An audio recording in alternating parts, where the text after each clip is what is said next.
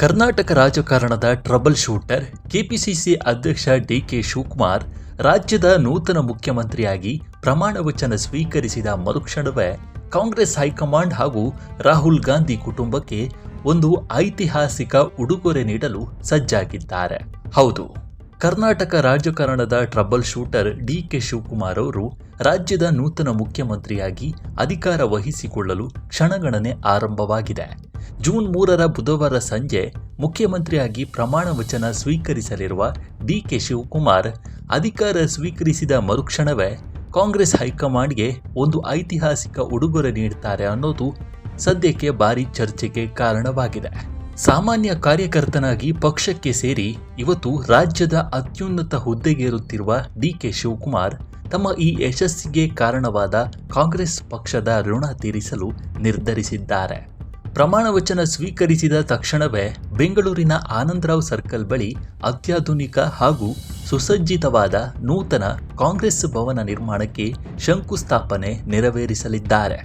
ಈ ಮೂಲಕ ಪಕ್ಷಕ್ಕೆ ಗಟ್ಟಿ ತಳಹದಿ ಹಾಕುವ ಸಂಕಲ್ಪವನ್ನ ಮಾಡಿದ್ದಾರೆ.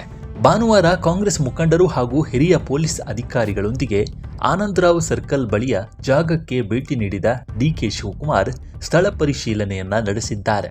ಅಲ್ಲಿರುವ ಹಳೆಯ ಕಟ್ಟಡವನ್ನ ಈಗಾಗಲೇ ತೆರವುಗೊಳಿಸಲಾಗಿದ್ದು, ಹೊಸ ಕಚೇರಿಯ ಭೂಮಿ ಪೂಜೆಗೆ ಸಿದ್ಧತೆ ಮಾಡಿಕೊಳ್ಳುವಂತೆ ಅಧಿಕಾರಿಗಳಿಗೆ ಸೂಚನೆಯನ್ನ ನೀಡಿದ್ದಾರೆ. ಇದು ಐತಿಹಾಸಿಕ ಕ್ಷಣ. ಪ್ರಮಾಣ ವಚನ ಮುಗಿದ ಬೆನ್ನಲ್ಲೇ ನಾವು ಪಕ್ಷದ ಕಚೇರಿ ನಿರ್ಮಾಣಕ್ಕೆ ಚಾಲನೆ ನೀಡಲಿದ್ದೇವೆ ಎಂದು ತಿಳಿಸಿದ್ದಾರೆ. ಈ ವಿಶೇಷ ಕಾರ್ಯಕ್ರಮಕ್ಕೆ ರಾಹುಲ್ ಗಾಂಧಿ, ಎಐಸಿಸಿ ಅಧ್ಯಕ್ಷ ಮಲ್ಲಿಕಾರ್ಜುನ್ ಖರ್ಗೆ ಮತ್ತು ಸಿದ್ದರಾಮಯ್ಯ ಅವರನ್ನು ಆಹ್ವಾನಿಸಲಾಗಿದೆ. ರಾಹುಲ್ ಗಾಂಧಿ ಅವರಿಂದಲೇ ಶಂಕುಸ್ಥಾಪನೆ ನೆರವೇರಿಸಲು ನಾವು ಆಸೆ ಹೊಂದಿದ್ದೇವೆ. ಈಗಾಗಲೇ ಅವರಿಗೆ ಆಹ್ವಾನ ಕಳುಹಿಸಲಾಗಿದೆ ಅಂತ ಡಿಕೆಶಿ ಹೇಳಿದ್ರು.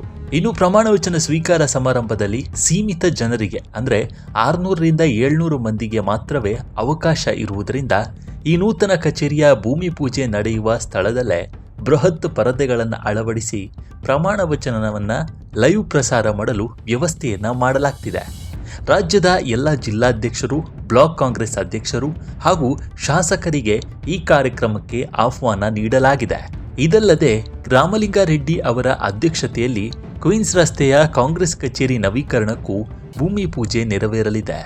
ರಾಜ್ಯದ ವಿವಿಧೆಡೆ ಸುಮಾರು 100ಕ್ಕೂ ಹೆಚ್ಚು ಕಾಂಗ್ರೆಸ್ ಕಚೇರಿಗಳನ್ನು ನಿರ್ಮಿಸುವ ಕನಸನ್ನ ಡಿಕೆಶಿ ಹೊಂದಿದ್ದು, ಅದರ ಮೊದಲ ಹೆಜ್ಜೆಯಾಗಿ ಈ ಕಾರ್ಯಕ್ರಮ ನಡೆಯುತ್ತಿದೆ ಅಂತ ಸ್ವತಃ ಡಿಕೆಶಿ ತಿಳಿಸಿದ್ದಾರೆ. ಈ ವಿಡಿಯೋ ನಿಮಗೆ ಇಷ್ಟವಾಗಿದ್ದರೆ ಲೈಕ್ ಮಾಡಿ, ಶೇರ್ ಮಾಡಿ ಮತ್ತು ನಮ್ಮ NCIB ಚಾನಲ್ ಅನ್ನು ಈ ಕೂಡಲೇ ಸಬ್ಸ್ಕ್ರೈಬ್ ಮಾಡಿ.